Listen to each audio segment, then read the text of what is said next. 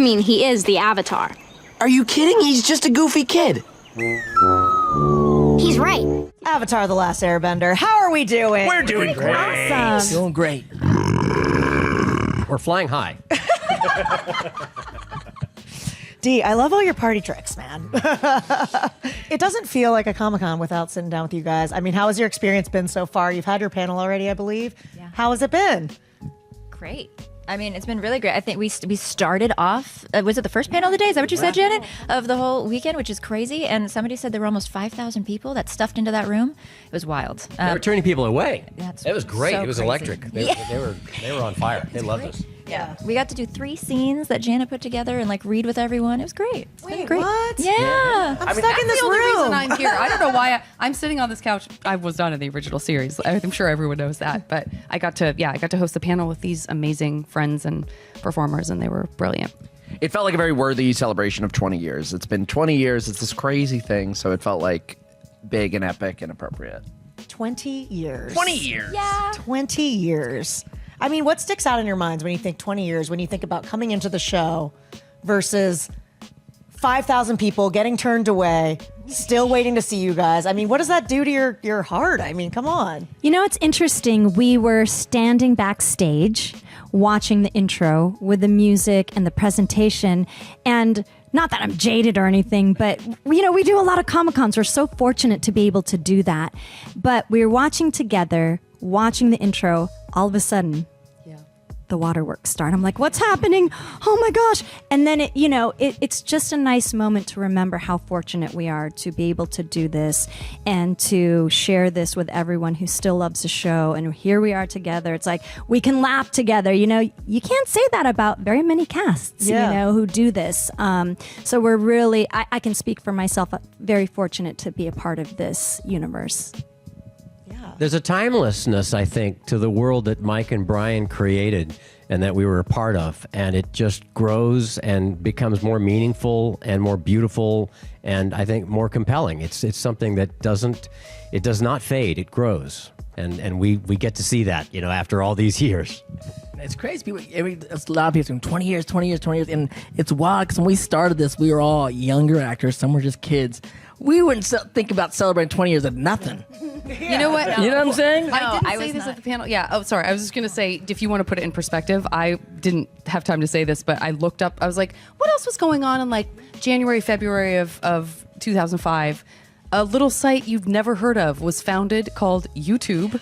Right. It didn't We exist. dropped at the same time as me at the zoo. I was like, oh, that's really crazy. It like puts it in perspective. Totally. When the show you know? came out, I talked to other friends and on the other shows, like, you got to understand, there was no Twitter. Yeah. There was no Facebook. The first we iPhone were was just 2008, doing I a think. show. So, yeah. What were you saying? was The, MySpace. the first iPhone was 2008, I think. I think when the show wrapped up is like when the iPhone started so we existing. were like, doing the show. Crazy. There was no response back. Yeah, the iPhone came out right when, so the world started falling apart Oh, that's when it started. right after. Yeah, that's why, that's like, this is the before times that we bring. Yeah. It's crazy. I was getting all my news on E-Bombs World back then. I think. Oh, yeah. For sure. Well, you don't still? I You don't mean, still?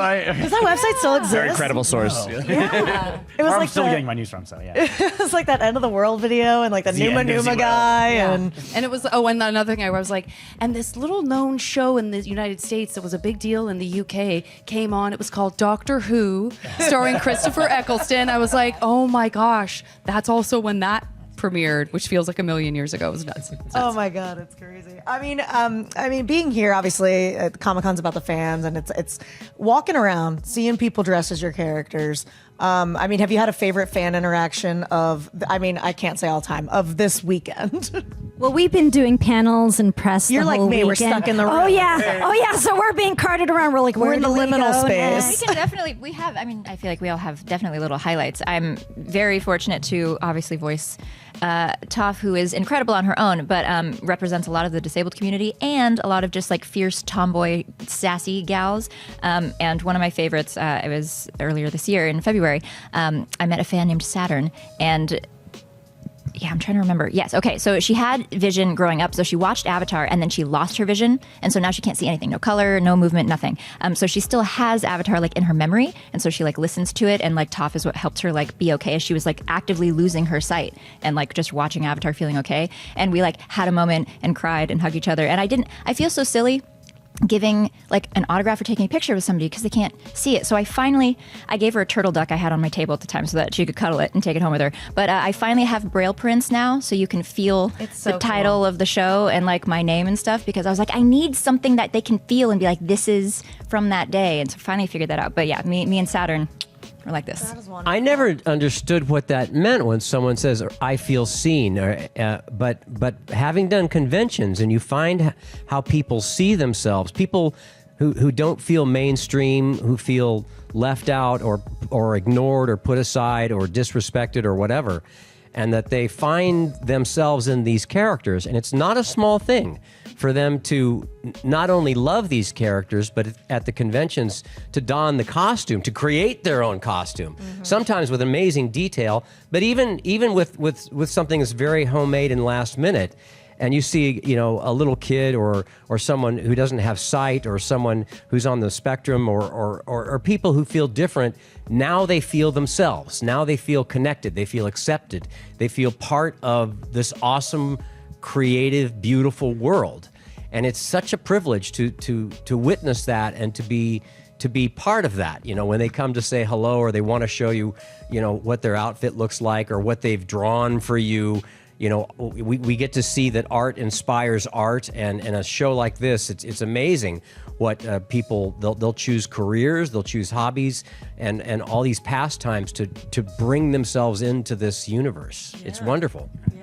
Of course, being Asian, having the show being inspired by Asian Inuit cultures and having all of that community come to our tables and be seen and being part of the zeitgeist of the world, it's been very special to be a part of that and to bring that forth to the pop culture. It's so beautiful. Now, you guys have done so many interviews about the show over the years, so I'm curious, what would you say is the number one question that you get? And just tell me so that I can delete it off of here. Okay, what kind of bending would you do? Yeah, okay. Always fire bending. For you. Yeah, I would say, I don't know, favorite line. Or favorite moment, what's been the most impactful? I mean, just like kind of general, but I mean, we don't mind answering them. We don't mind answering them, For me, I get, can you still do the voice? And the answer is a resounding no. That's a little thing that happened called puberty, unfortunately. It's for the best. It is. You know what? People are very understanding of it. Your voice. Yeah, the rest of your life is going better for you not sounding like an 11-year-old. Absolutely. You get the who should Katara have really ended up with? Oh. That's a debatable question. It's not a debatable It's not question. debatable. Thank It's you, very Michaela. straightforward. Haru. We can all agree. I got you, Twinkle. We're all Haru shippers. Once and for all. Once and for all. Do you remember, when you were starting out, do you remember the moment where it really resonated or hit you that the show was a huge hit? I mean, it's so wild talking about something that was 3 seasons, 20 years later. Was there a moment where you were just like, yep, this is it? For me as a kid, it was when adults started talking to me about the show. It's intended for kids, Nickelodeon show, but I had friends, parents, and just adult fans coming up to me at the time. I was 11, 12, talking about the show. I was like, oh, wait a minute, something's happening here, Wasn't it just watching Love Island? I think they were talking about it. Were they really? Yes. That's right. It was on Love Island. Wow. I think there's like a clip. No, I don't. Well, Yes, the someone beach. sent That's me the a clip beach. and said, yeah. They're living the beach episode. Oh, yeah. that went crazy viral. It was like one of the more in-depth conversations. Aang was the answer to a crossword clue in New York Magazine like a couple weeks ago, and I was like, oh my god, I took a picture. It's got 2 vowels. It's perfect. It's an amazing crossword word. Oh, that's a great, that actually is. They love Well, it. I think it was a Netflix thing because I think it had the original fanfare of what happened in the beauty of the show. But then when COVID hit, and then it became #1 on Netflix, it did something that never happened before. It was like, because we never had streaming before, never Netflix for it, never had a show that had been done 10, 15 years ago become the #1 show in the world during this new era. And then as soon as we went to the first Comic-Con after Netflix opened up, it was like my lines, me and like Hayden Christian were like the longest lines in New York Comic Con. They're like, "You're on the #1 show in the world," and like, how did that happen? So that was more of a okay. Wow. So when Yeah, that so many new happened, it was people one of found those it things then, that so like had never happened before, Yeah. where it just became a phenomenon again. But it was at a moment that the world was really felt like it was falling apart. And the world of Avatar is a world that makes sense. And there's humanity, and there's morality, there's overcoming adversity, redemption, finding your power. There's all these things that the world needs, that seems to be dissolving around us. Right there when COVID hit, happily the platform of Netflix made that available suddenly with the celestial jukebox of entertainment that we have now, so that everybody could suddenly dive in. And it really gives this sustenance that people need, I think, to aspire to a world that they want to live in. To your point, was crazy. That New York Comic Con, we were there, Yeah. and I was like, it didn't really kind of appear to me what was going on. It's just like so much happening. And this kid comes up and he's signing the autograph. He's like, I grew up with you. I was like, Nick, man, we all grew up. The show's great. He goes, no, you don't understand. I go, what?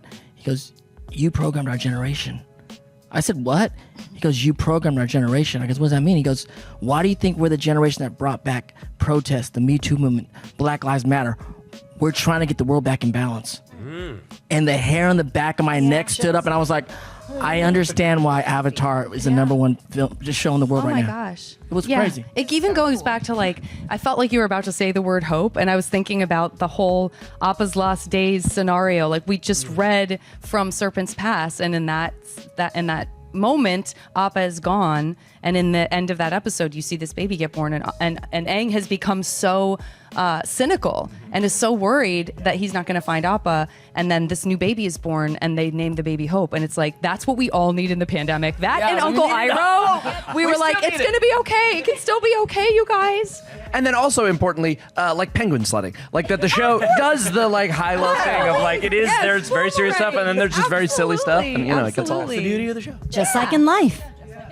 And obviously, everything's continuing. There's the new show that's coming out. I mean, not to be a downer, you guys are all dead, right? Like, Yeah, for sure. wow. So this is years later. There may be statues of us somewhere around the whole universe. Let's talk about how Sokka dead didn't we even are. make it to Yeah, Korra. how They're dead all- are you? Don't even. That's such a sore point for me.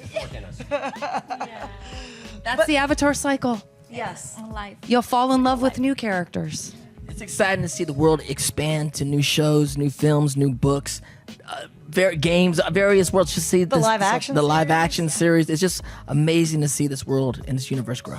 Yeah, absolutely. And it just keeps going. It's a loop too, because people are like, I just watched Korra, and then I had to go back and I had to watch the first. It's going to be like that. People are going to be like, I watched the new series, then of course I had to start over from the very beginning and watch all of it. Like, it rewards if you keep going back. Yeah, different entry points. Like we were talking about Star Wars before here. Like now everyone has a different entry point to Star Wars. It's not always, the original thing. Also, Bad Batch is awesome.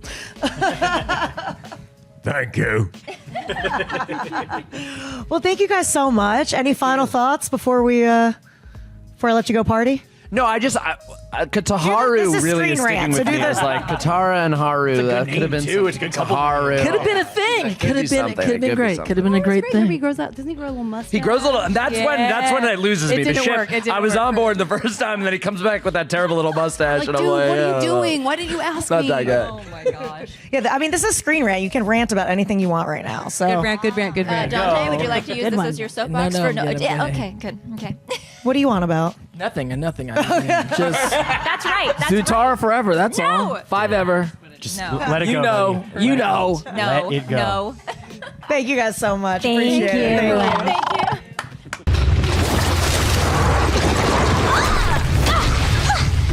you. Are we taking a break?